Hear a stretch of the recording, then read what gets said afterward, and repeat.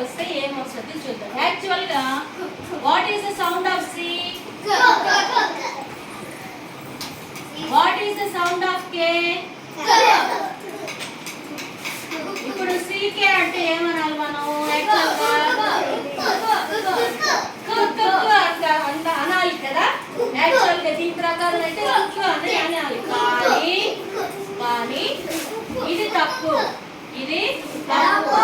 C sound కే sound కానీ CK కలిసినప్పుడు ఒక్క కానే వస్తుంది. ఓకేనా? ఉదాహరణకి చూద్దాం. డి సి కే. డి అంటే ఏంటి? ఏంది?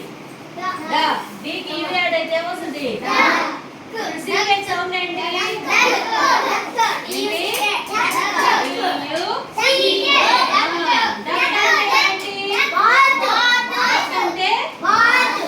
ఎప్పుడైనా చూసారా మీరు?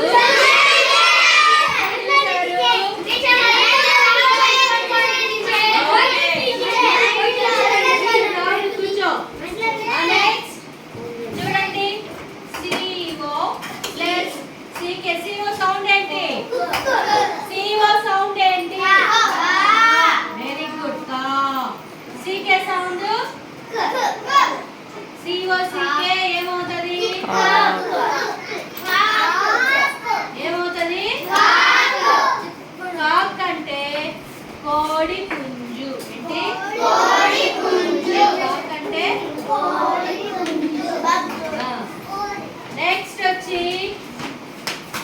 చూడండి, కేఐకి సీకే యాడ్ చేస్తే ఏమవుతుంది? కేఐ సౌండ్ ఏంటి? సీకే సౌండ్ ఏంటి? Very good. కేఐ సీకే ఏమవుతుంది? కిక్ అంటే కాల్తో తమడం. I will kick you అన్నారనుకో,